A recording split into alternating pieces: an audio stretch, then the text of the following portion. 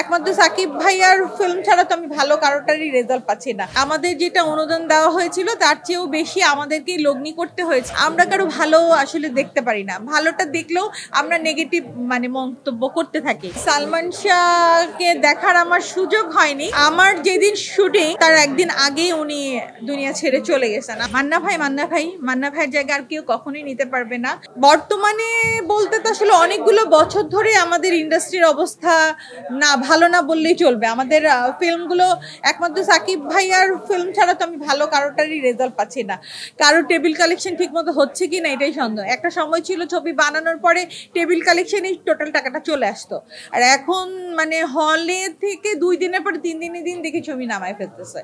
তো এখন এই ব্যবসা ভালো করতে হলে আসলে আমাদের সবাইকে আগাতে হবে, আর আমাদের লগ্নি করার মানুষ লাগবে, প্রডিউসার দরকার, এবং শুধু সাকিব ভাই না আরো সবাইকে এগিয়ে আসতে হবে। এবং আমি মনে করি যে আমাদের পুরানো যারা সুপারস্টাররা ছিলেন তারা যদি আবার একত্রিত হয়, নতুন এবং পুরান মিলে আবার কাজ করে, তাহলে দর্শকরা আবার কাজ করতে আগ্রহ বোধ করবে।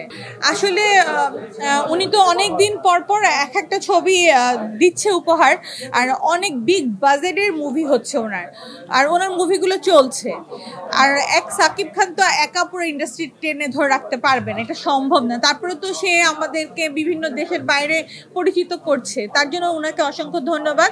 কিন্তু আমি বলবো যে ভাইয়া বাদেও, সাকিব খান বাদেও আরও আমাদের যারা সুপারস্টার আছেন তাদের সবারই উচিত আবার কাজ করা, সেটা মেয়ে হোক ছেলে হোক, এবং নতুনরা মিলে যদি কাজ করে তাদের যারা দর্শকরা আছে তখন তারা আবার হলমুখী হবে, এটা আমি বিশ্বাস করি। আমাদের যেটা অনুদান দেওয়া হয়েছিল তার চেয়েও বেশি আমাদেরকেই লগ্নি করতে হয়েছে, আর এই ঘাটতিটা তখনই পূরণ হবে যখন হলে দর্শকরা এসে মুভি দেখবে, এবং পরবর্তীতে এটা যখন ওটিটিতে যাবে, দেন টাকার ঘাটতি আরো পূরণ হবে যদি এই মুভিটা কোনো কারণবশত পুরস্কার পায়, তখন আর দুঃখ থাকবে না।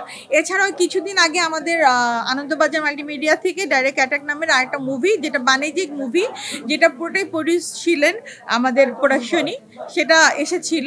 তো ওইটা আসলে আমরা যে পরিমাণ টাকা আসবে ভেবেছিলাম আসে নাই।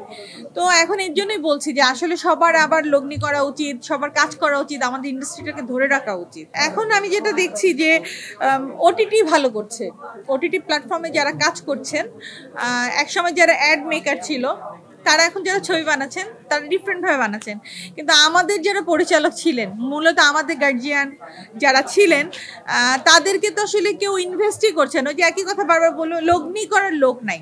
যদি আমাদের ইন্ডাস্ট্রিতে আবারও প্রডিউসাররা আসেন বা আরও সবাই মিলে এসে লগ্নি করে ছবি বানান, অনেক ভালো ভালো আমাদের পরিচালক আছেন, আমাদের ক্যামেরাম্যান আছেন, আমাদের মেকআপ আর্টিস্ট থেকে শুরু করে ক্রু মেম্বার আছেন।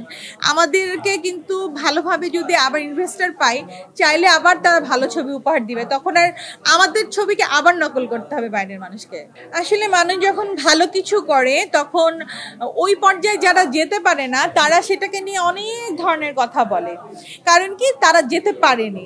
আমি যেমন মিথিলা, যে উনি বাংলাদেশকে বিশ্বের কাছে পরিচিত করে নিয়ে আসছে, এটাই আমার কাছে মনে হয় অনেক বড় পাওয়া।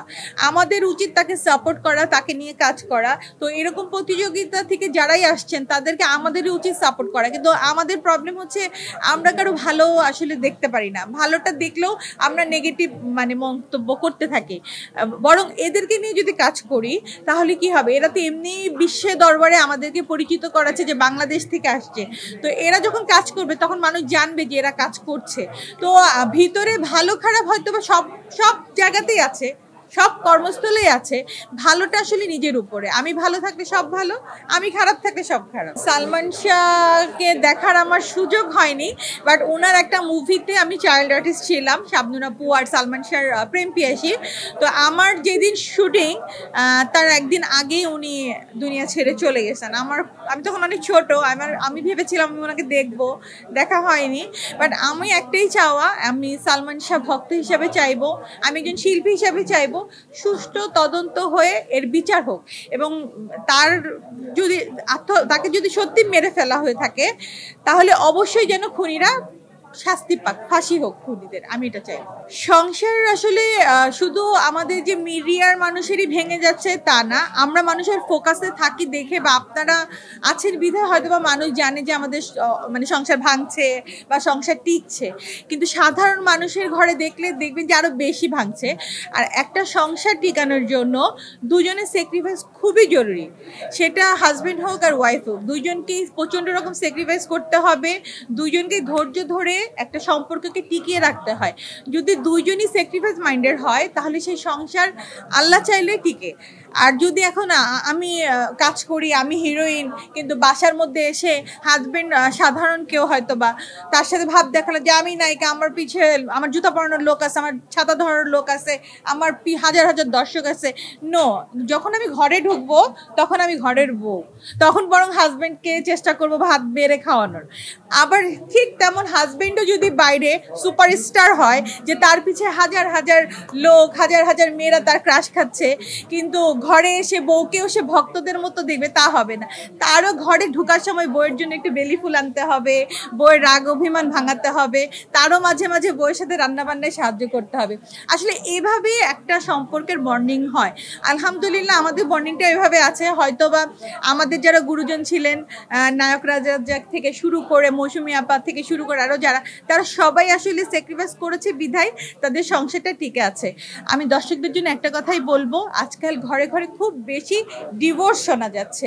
আপনাদের কাছে একটাই অনুরোধ, একটু বোঝার চেষ্টা করবেন যে একটা মানুষ, সে মেয়ে হোক আর ছেলে হোক, লাইফটা আপনারা যখন দিয়েছেন একসাথে থাকার চেষ্টা করে দেখেন। ছেড়ে দেওয়া খুব সহজ, কিন্তু ধরে রাখাটা অনেক কঠিন। ধরে সবাই রাখতে পারে না, যে ধরে রাখতে পারে সে একটা সময় অবশ্যই লাভবান হয়। আসলে তাদের বিষয়টা নিয়ে আমি অতটা জানি না, আমার ওই রকম নিউজ তেমন দেখা হয়নি। তবে আমি যতটুকু জানি যে আসলে আমেরিকায় সন্তানকে বা নিজেদের ওইখানকার মানে স্থায়ী করতে হলে বিয়ের একটা সার্টিফিকেট লাগে, হয়তো বা সেই কারণে তারা আবার বিয়েটা করেছেন। আমি আসলে এই বিষয় নিয়ে এর বেশি কিছু জানি না, আর বলতেও চাচ্ছি না। মান্না ভাইয়ের স্মৃতি চারণ করতে গেলে মনটা খারাপ হয়ে যায়। আসলে বহু স্মৃতি, মান্না ভাইয়ের জায়গা আর কেউ কখনোই নিতে পারবে না। আমার জন্য দুঃখের বিষয় একটাই, যে যখন আমি কাজ করছিলাম মান্না ভাই বেঁচে থাকলে আমার আরো 10-12টা কাজ হতো। উনি চলে যাওয়াতে আমার অনেকগুলো কাজ নষ্ট হয়ে গেছে।